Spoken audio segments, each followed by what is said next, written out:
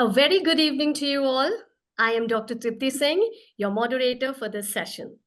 I am associated with Cambridge and spearheading the Connected Teachers of Tomorrow platform.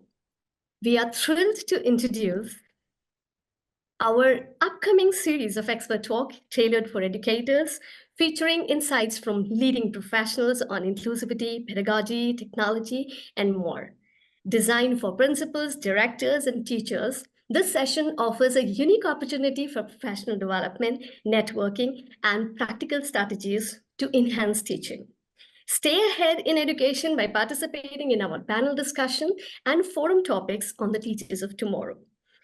Don't miss this chance to connect, learn, and lead your institute to excellence. We are teachers of tomorrow. So are you.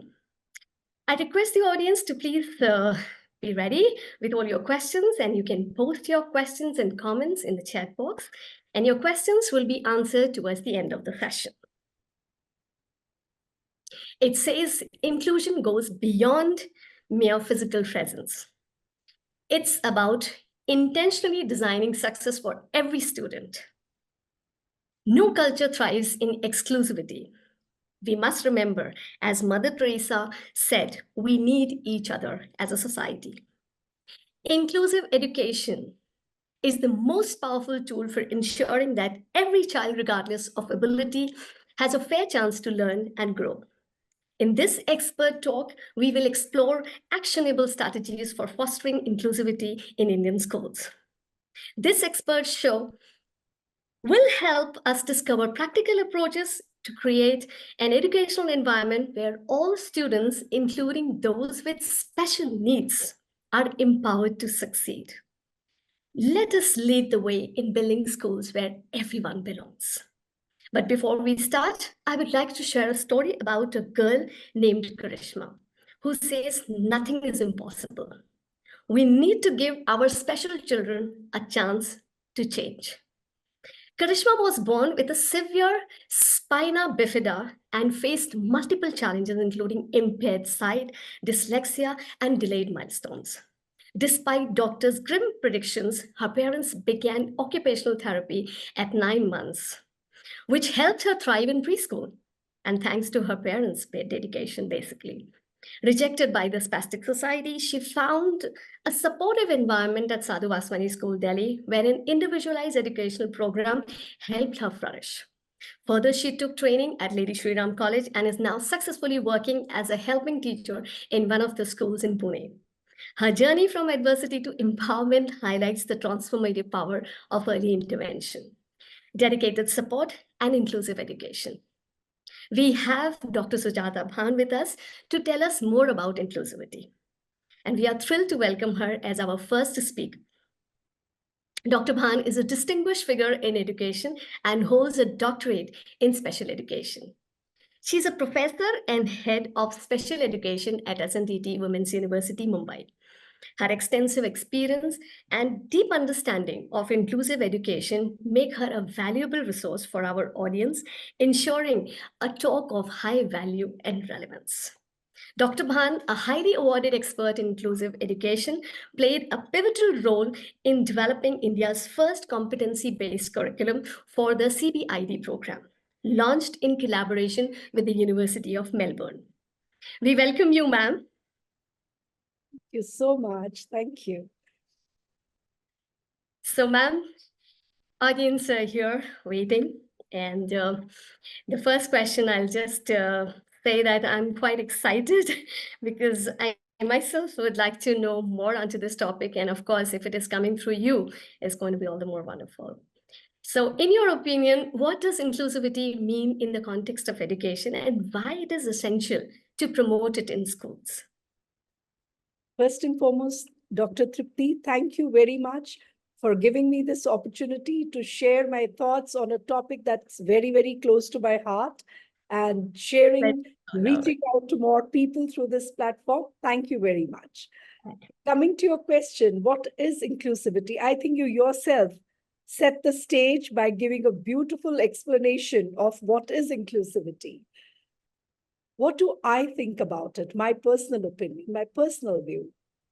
I feel we all are the same, right? How can we even think of discriminating people on the basis of anything? Caste, creed, color, what we say, or your economic background, or the language you speak, or anything. We all belong to this universe. So the basic philosophy of inclusion comes from there, that we all are the same. Each one of us deserves, has the right to everything, right? Whatever is there, it's for everybody. So when it comes to education, how can we segregate some students because of their background, because of their ability? It's totally wrong. So philosophically speaking, inclusion is not a matter of choice. It is just the way it should be. So if you come from that thought process, you will not think otherwise. You'll only think of ways how it can be made doable. It should not remain a rhetoric. I keep saying that. Let it not stay as a topic of conversation. No, it has to be implemented. And that's what we need to talk about. That's a powerful definition of inclusivity, ma'am, that it is the cornerstone of true educational equity, ensuring that every child has the chance to thrive. Absolutely. Yes. So my next question is, again, how can we define and implement physical, social, and academic inclusion in the classroom to ensure all students are fully supported and engaged? When we talk about inclusion, the first thing that comes to people's mind is accessibility.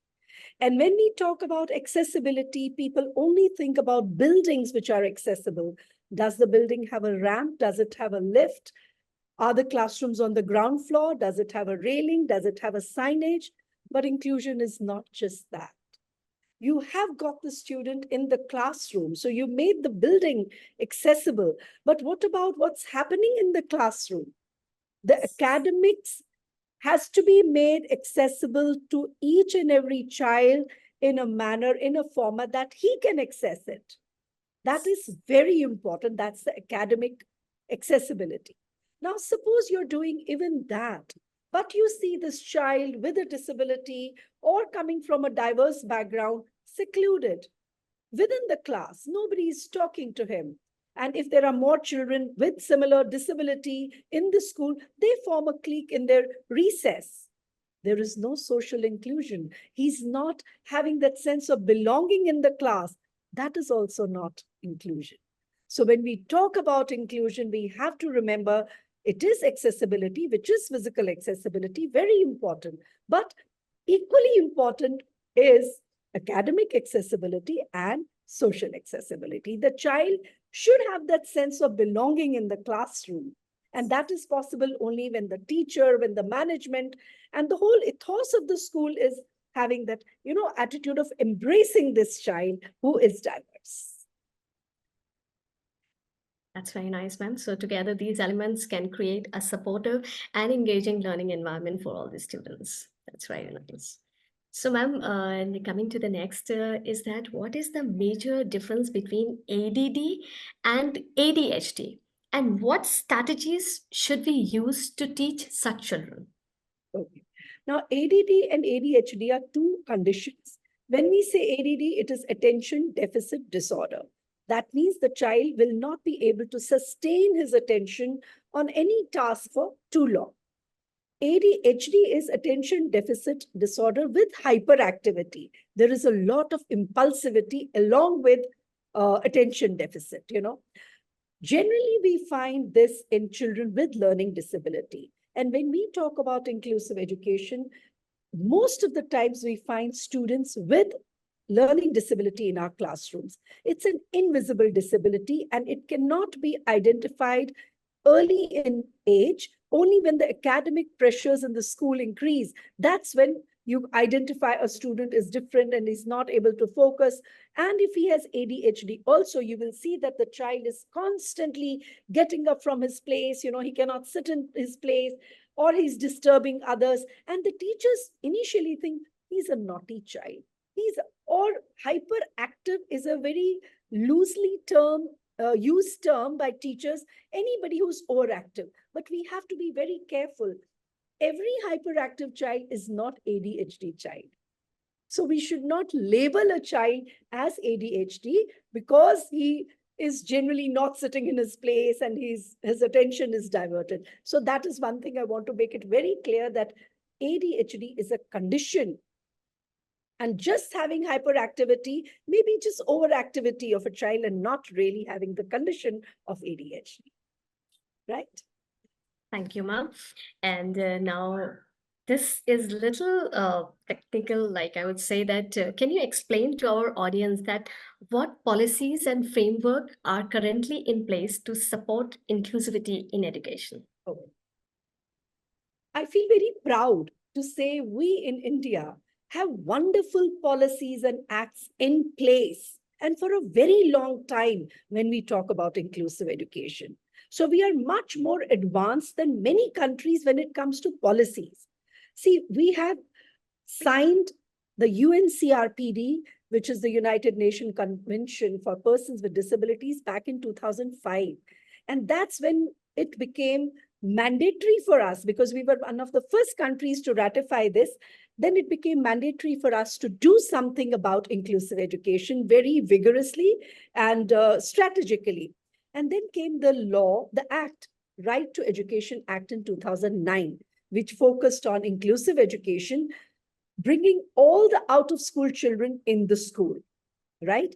And then in 2012, they amended this act and particularly emphasized on children with disabilities. So this amendment focused on children with disabilities to be included in the mainstream education.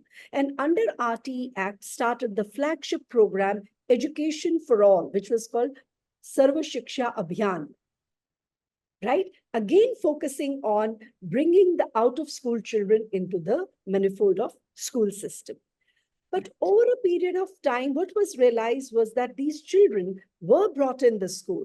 The enrollment of children did increase in the school system, but not much was being done with them. That means they were physically included, but they were not participating and engaging in the classroom activity. Now, a lot was, spoken about it, and serious discussions and things like that went on and on.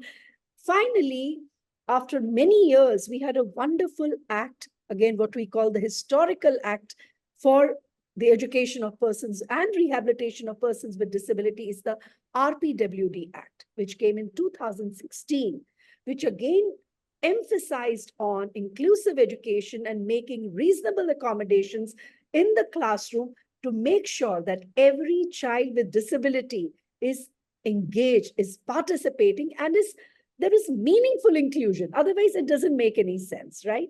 And more recently, we have the National Education Policy 2020, which also talks about, again, reiterates what has been said in the past, that all children, those who belong to the socially, economically disadvantaged groups, including those with disabilities, have to be brought into the mainstream system, right? And again, this national education policy being the most recent one is talking about empowering the teachers. So a lot of emphasis is being put on capacity building today, right? Which will enable the teacher to manage these diversities in her class. Correct.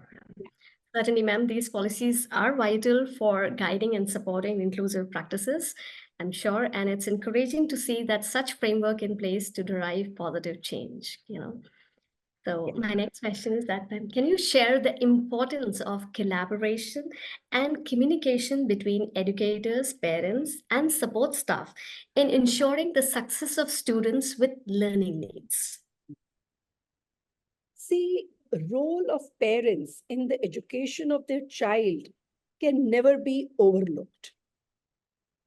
It is important because they know their child more than the teacher will, right? The interest of the child will be of paramount importance for a parent, right?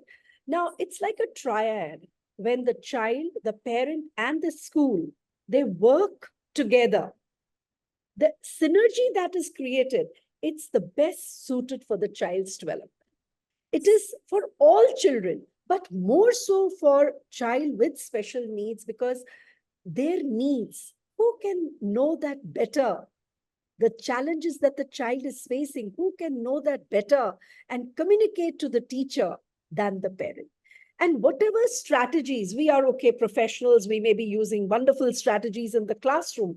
But when in the class at home, there is no consistency, the parent is parenting in a different way, then it does more harm to the child than it helps. So it is very important to involve the parents, communicate to them what is working for the child, and so that they can follow the same techniques at home, whether it is related to behavior management, whether it is related to their academics, whatever the thing may be. Even when we teach them activities of daily living or life skills.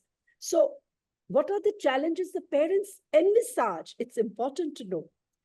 Transition from home to school, then school to college, and college to their full life. It's very important that parents are a part of that. They can communicate to the teachers, and teachers bear that in mind. And when they are setting goals for their children, their perspective is considered very, very essential. Very essential, yes. Absolutely, ma'am. And I believe, of course, you have already given that insight, and that effective collaboration is indeed key to supporting students with the learning needs. And it ensures a unified approach that maximizes the chances of success for each student. Absolutely, absolutely. Yes. So, what are some effective inclusive teaching practices that can be implemented in classrooms, according to you, ma'am? Dr. Tripti, I want to make one very simple statement. I may sound that, oh, she's simplifying it all, but I think it's very important to demystify children with special needs or inclusive education. It's not something like, oh my God, you have to do this, you have to do that. It is all about good teaching. It's all about being passionate, being perseverant, and being patient, right? And when you make sure as a teacher that every child in my class has to be engaged, has to have that learning curve, and whatever it takes for that, I'm going to walk that extra mile. I'm going to make my learning environment a safe space for learning for every child. By that, I mean not just safe physically, but psychologically, emotionally.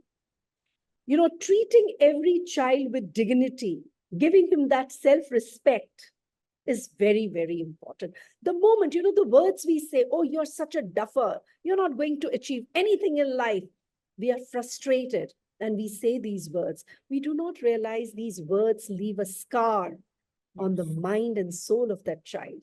And when it's a special child, it's even more, So first and foremost, create a very nice learning environment where every child has that feeling of belongingness, right? That's very important. And then there are strategies, many strategies, like right now we are focusing on universal design for learning, which means that you address the needs of each and every child in a manner where he or she will learn the best.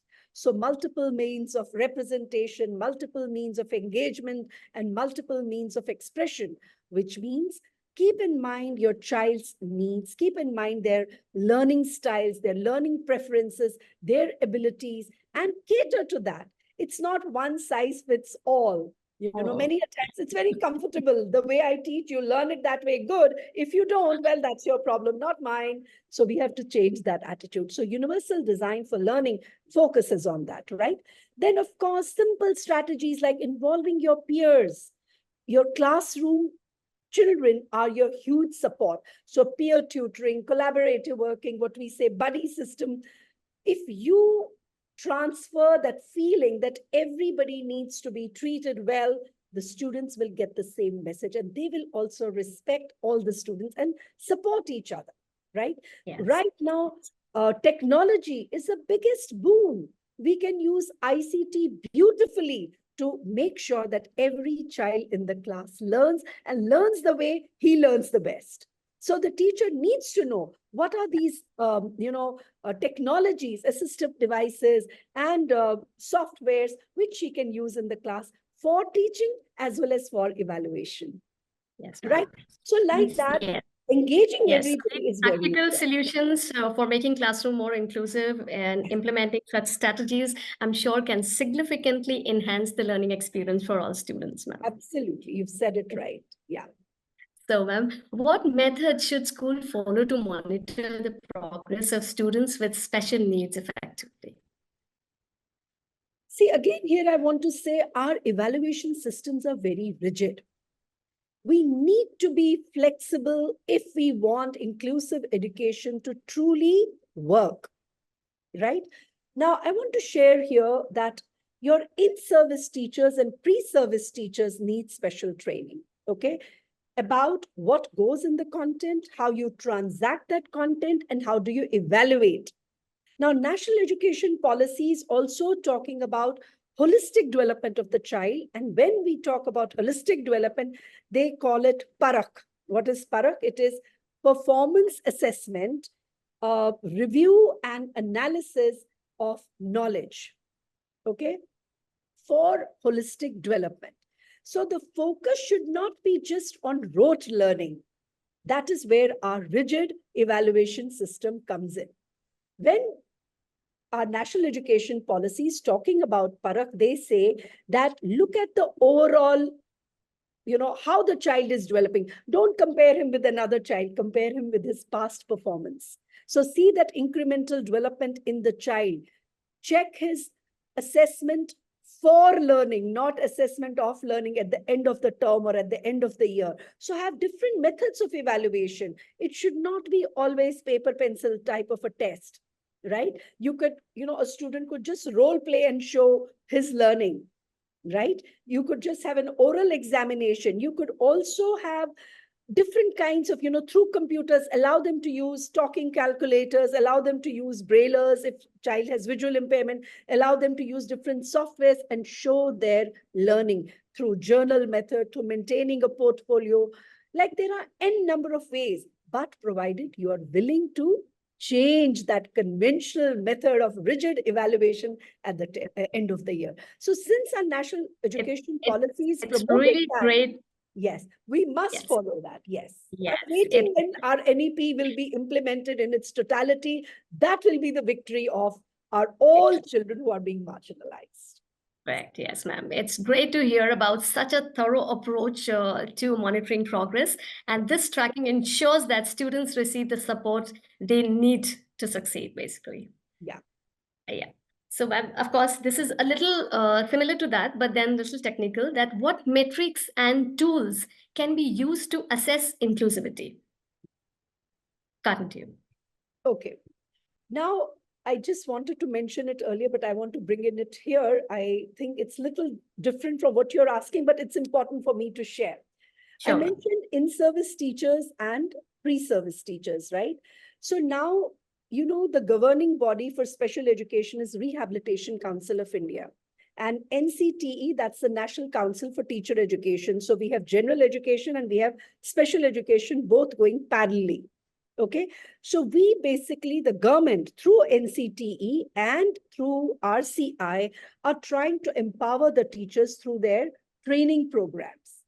That is pre-service training programs. So they are now developing a program called EasyTEP, which is Inclusive and Special Education Integrated Teacher Education Program. So what does it mean? It means that a teacher who is preparing to be a teacher will also learn to manage all the diversities in the class. And if she's specializing in special education, so she is a special educator, but yet she can take classes, school subjects in a regular school. And those who are doing ITEP through NCTE, that is Integrated Teacher Education Program, again, pre-service teacher training program, she will be also trained when she's in a regular school to address the diversities in her classroom. So it's a remarkable thing that's happening right now in our country. So, so that every teacher is trained, the capacity is already built through their training programs to address their diversities, whatever it may be, whether it's intellectual disability, whether it's language barrier. We come from different linguistic backgrounds also. So that also becomes an like a barrier in inclusive education, in a classroom. So all these barriers in learning are taken care of if the teachers are trained for that. Coming back to your question. Sorry, what was your question again? Okay, I'll just say, ma'am, that what metrics and tools can be used to assess Yes, yes. inclusivity? So now when we are promoting inclusive education, at the same time, we have to take care that we are not just promoting it for the sake of promoting it. That means you have given admission to the child, but you're not ready for it. Your teachers are not trained. That's why I brought in this EasyTep and ITEP program here, because your teachers are not trained for that. So the teachers' capacity building is very, very essential, right? And also, is the school accessible or not? Do they have other teaching learning materials? Do they have access to all the assistive technologies and ICT tools for inclusive education? So we have a very good tool made by NCERT, which is called Index for Inclusion, which gives us indicators. And one has to go through that. It's an open public domain. Anybody can access that. Is the management ready for it? As I mentioned earlier, the attitudinal barrier is the most important barrier. So it gives you indicators whether the management is ready for inclusion, whether the teachers are ready for inclusion, whether you have enough finance for getting all the resources which will help in inclusion, whether you have support of special educators in the class for them. A class teacher will go up to a limit, but if the child's needs are more severe, then the presence of special educator is a must. So there is no single model of inclusive education, particularly in our scenario where our country is so diverse, right? So there is no one fixed formula for inclusive education. There are various models, and whatever works in one context may not work in another context. But we have to make sure what you're talking about, the indicators, that do I fulfill these parameters, then only I'm ready for inclusion. Correct, ma'am. I'm sure. And, you have given us a range of metrics and tools, and which are very, very essential for assessing inclusivity. And of course, definitely it will provide a comprehensive view of how well inclusive practices can be implemented in the classrooms. So, ma'am, just another one, how can school engage parents and the community in promoting inclusivity? That's a very good question.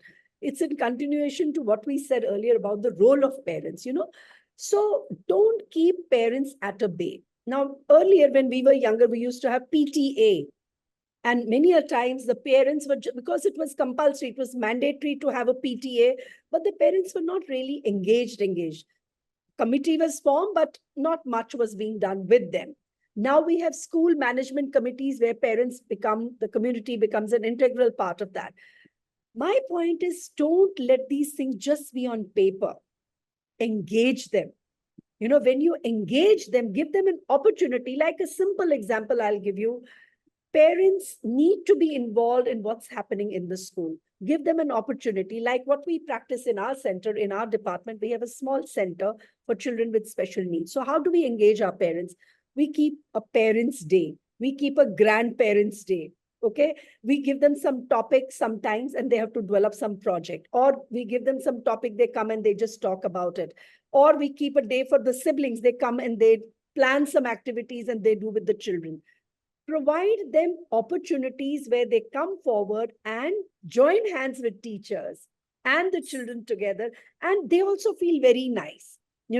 For example, you have 15th August celebration. Somebody important from the community you invite, put him on the pedestal, showcase what's happening in your school. They become aware. Now, these are ways of creating awareness of what a special child is capable of doing. Most of the people, they don't even know about their strengths. So when you create this awareness by involving the community, like, for example, the work done by our children, we display. Keep it open like an exhibition and invite people from the community to come and see. You're creating awareness amongst them. Our children have to finally go back to the community, right? So they need to know what these children are capable of doing. And again, we have to support them in their transition from education to employment, right? So that is possible only when the community knows that they are capable of doing so many things. So creating such opportunities, I feel, is very, very important to engage community with the school activities. Correct, ma'am. And of course, engaging parents and the community is vital for promoting inclusivity. And definitely, it builds a strong support network and helps create a more inclusive school culture, as well as society also gets, aware of these things. Yeah. I think it's very important when you talk about the society. Right now, we see so much of differentiation in our society. So when we say inclusive education, I feel that is kind of a foundation for creating an inclusive society. When a child from the beginning has seen that there are all kinds of children in my class and everybody is treated equally, they grow with that philosophy. So it is a stepping stone in years to come. Everybody will accept and embrace everybody around them. And there the role of community becomes, because, our parents, if you see, when we are looking at our children's friends, we are very quick to judge, make friends with the smartest boy in the class. Every parent would want that. So you're instilling that feeling, that value of discrimination right from the beginning. So it is important when you take new admissions, you talk to the parents. This is the ethos of our school. This is the philosophy of our school, so that they also are aligned with your philosophy, right? And by involving them, by engaging them, and by showcasing the work done by the progress done by your children coming from diverse backgrounds, will enlighten them, change their mindset. So it's like an ongoing process, and it's collective work. It's collective work, I feel. Collective, yes, as a society. So, ma'am, how can schools evaluate the effectiveness of their inclusive program and make necessary adjustments? How do you evaluate when you see a child performing well, when you see a child being accepted by everybody, when you see a child happy? I know I'm doing something right. You see, when the child first comes, the child is very scared. Many a times the child may have come from a special school to a mainstream school. Many a times the child may have already been subjected to being bullied by others, or being, your extended family making fun of him, or just passing some snide remarks. Maybe the parents are also very skeptical whether he will be accepted in regular school or not. So he comes from a very unsafe and insecure territory, right? But when he sees this welcoming environment, and I as a teacher, or I as a principal, I'm observing that child every day. So when I see this child is settled, the child is happy, the child is taking initiative, other children in my class are friendly with him, he's engaged in all the school activities, extracurricular activities, I know that what I'm doing is right. My child is improving. Simple, very simple. Right? Honestly, And then yes, slowly, you increase the, tasks for him, give him more challenging tasks gradually. yes, It's the basic maxim of learning and teaching, give from simple to difficult, easy to difficult. difficult. So we Yes, have to do that. In the beginning, you have to make this child feel comfortable that, yes, yes, you are part of us, and also you will achieve success. You will not be subjected to failure. So give him tasks where he shows success, and slowly, correct. slowly build his confidence, and you will see Correct. for yourself that it's working. Very well said, ma'am. That of course we have to go in inductive and deductive method, and sometime into deductive method. And these regular evaluation and feedback are very, very crucial for improving inclusive program. And of course, making data-driven adjustments also, I feel that ensures that the program Absolutely. meets the needs of all Absolutely. students. Absolutely. Yeah. I So completely take uh, your point. Data is what will convince others. Data is, so document. When we say data, what do we mean by that? okay. Document where the child was, the baseline, and his incremental improvements. We have to document that. And that is reassuring for the teacher, for the parents, for the community, Yes. Yeah. Yes. Yeah. So, ma'am, now we would like to take some questions from the audience, and I'll just read out to you. This question is asked by Mr. Ajay Kumar, and he asked that universal design for learning seems to be very interesting. Do we have any course on this topic for teachers? There is no course as such, but we conduct a lot of workshops in schools and colleges on UDL. And yeah, I mean, if you want, we can conduct a workshop for you anytime. Thank you, ma'am. Now there's next question from Jaipal, who asks ma'am, what about ASD and how to handle them? So he's asking what is ASD and how to handle it. Okay, ASD is a condition again. It is autism spectrum disorder. Now, children who are on the spectrum show sometimes more severe disabling conditions, which sometimes are not easy to manage in a mainstream classroom. But having said that, all children on the spectrum are not severe in their disabling conditions. Many children actually have very bright, they're very bright, they're very smart, and they have average or above average intelligence also. So now, depending upon the individual need of a child, we provide support accordingly. If a child has mild disability, he can easily be included and given whatever little extra support he needs. But those who have moderate needs, they will need some extra support, extra scaffolding.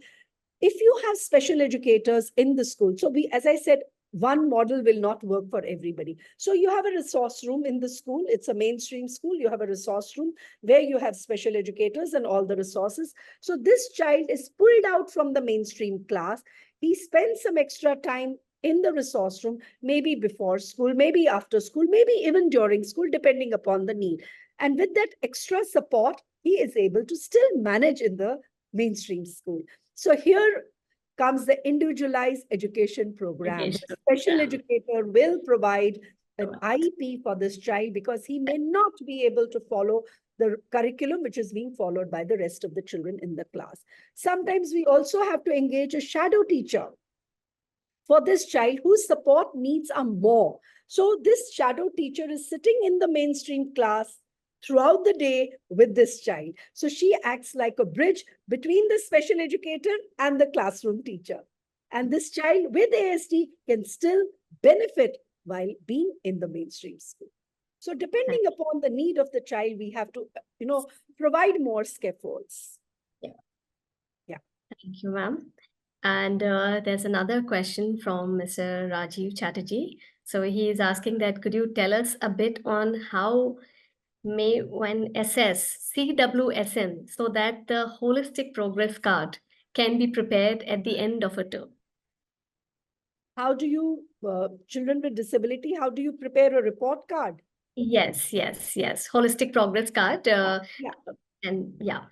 Okay. See, as I said earlier, let's not just focus on rote learning. Let's focus on the learning every day the child shows in the class. Make a portfolio. Every day's work is collected, right? And it should not be just for a child with special needs. Do it for the whole class, where everybody's important, learning achievement is documented. The more we single out a child in a classroom, the more the child feels that sense of belonging is not there. So try to follow ways and means which are good for everybody and essential for some. Right?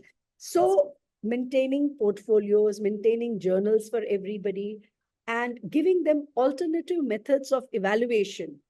Like you put them for some projects, make groups, collaborative projects, and evaluate them on that. And this child with disability is part of that group. So he will be supported by other peers as well, according to his ability. You give him tasks. See, don't shortchange the achievement or the learning outcome for a special child. Kuch bhi kar lega. No, never.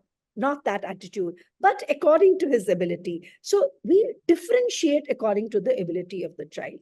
And same we follow while teaching, and same we follow while evaluation. Let's not be rigid in our method of evaluation.